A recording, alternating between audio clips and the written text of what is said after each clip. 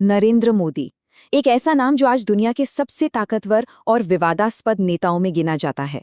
एक ऐसा चेहरा जिनके बारे में दो बिल्कुल अलग-अलग कहानियां सुनाई जाती हैं।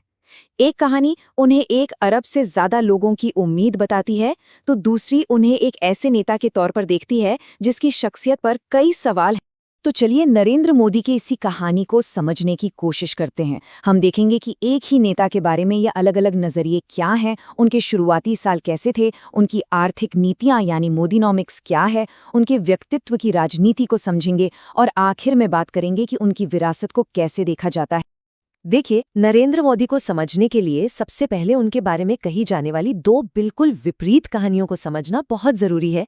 एक तरफ आधिकारिक तौर पर उन्हें एक ऐसे नेता के रूप में दिखाया जाता है जो देश के लिए उम्मीद की किरण है, एकदम डायनामिक, निर्णायक और विकास पर फोकस करने वाले।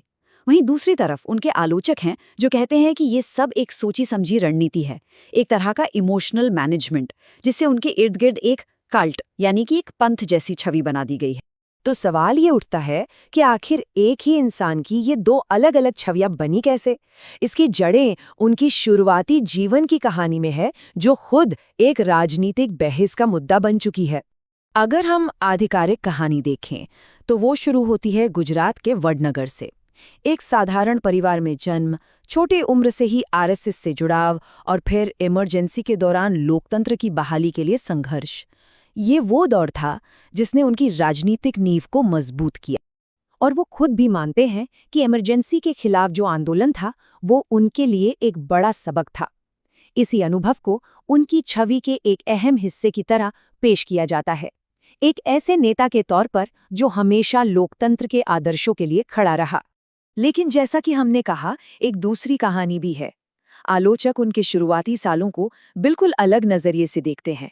उनकी चाय बेचने की कहानी तो बहुत मशहूर है कि वो एक बेहद गरीब परिवार से आते थे, लेकिन आलोचक इस पर सवाल उठाते हैं। उनका कहना है कि गरीबी की बात को बढ़ा चढ़ाकर पेश किया गया है और वो एक साधारण चाय बेचने वाले नहीं बल्कि एक कैंटीन कॉन्ट्रैक्टर थे। ये दावे उनकी एक राजनीतिक ब्रांड बनाने की कोशिश के तौर पर देखे जाते हैं। खैर, उनके शुरुआती जीवन से आगे बढ़कर अब बात करते हैं उनके कार्यकाल की आर्थिक नीतियों की, जिन्हें अक्सर मोदीनॉमिक्स का नाम दिया जाता है। तो ये मोदीनॉमिक्स है क्या? असल में ये उन आर्थिक नीतियों का एक पैकेज है जिनका मकसद है देश की ग्रोथ बढ़ाना, बाहर से निवेश लाना और टैक्स सिस्टम को आसान बनाना। इसका नारा है सबका साथ, सबका विकास। लक्ष्य है भारत को 2047 तक एक विकसित देश बनाना। इसकी एक बड़ी मिसाल के तौर पर जीएसटी यानी गुड्स एंड सर्विसेज टैक्स को पेश किया जाता है। कहा जाता है कि इसके आने से सरकार का रेवेन्यू यानी कमाई काफी बढ़ी है। लेकिन तस्वीर का दूसरा पहलू भी है। कई स्टडीज बताती हैं कि जीएसटी अभी भी कारोबारियों के लिए सिरदर्द बना हुआ है। टैक्स रिफंड में देरी, खराब आईटी सिस्टम और भारी पेनाल्टी जैसी कई दिक्कतें आज भी मौजूद हैं। इसे गुड एंड सिंपल टैक्स तो बिल्कुल नहीं कहा जा सकता। इसी तरह मेक इन इंडिया पहल की भी खूब चर्चा होती है। ये आंकड़े दिखाते हैं कि इसके तहत विदेशी निवेश यानी एफडीआई में लगातार बढ़ोतरी हुई है। एक्सपर्ट्स के मुताबिक इन सब का मकसद भारत को आत्मनिर्भर बनाना है, लेकिन दुनिया से कटकर नहीं।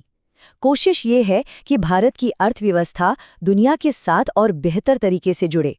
पर इस आर्थिक विकास की कहानी में एक पेंच भी है। आलोचक इस बात पर ध्यान दिलाते हैं कि इसी दौरान देश में अमीर और गरीब के बीच की खाई पिछले 100 सालों में सबसे ज्यादा हो गई है।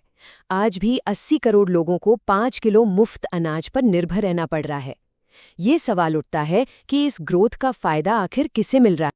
और यहीं से बात अर्थव्यवस्था से हटकर उस शक्तिशाली व्यक्तित्व पर आ जाती है जो नरेंद्र मोदी की राजनीति का एक अटूट हिस्सा बन गया है। उन्होंने कई बार खुद को एक फकीर के तौर पर पेश किया है, एक ऐसा इंसान जिसे दौलत या किसी चीज से कोई मोह नहीं है। लेकिन इसी फकीर वाली छवि को उनके आलोचक सीधी चुनौती देते हैं। वो उनकी महंगी जीवन शैली, जैसे कि उनकी लग्जरी कार की तरफ इशारा करते हैं और इस विरोधाभास पर सवाल उठाते हैं। अब ये सिर्फ राजनीतिक समर्थन तक सीमित नहीं है। उनके कई समर्थकों में उनके लिए एक गहरी भक्ति का भाव है। कुछ लोग तो उन्हें भगवान की तरह मानते हैं और उनकी पूजा तक करते हैं।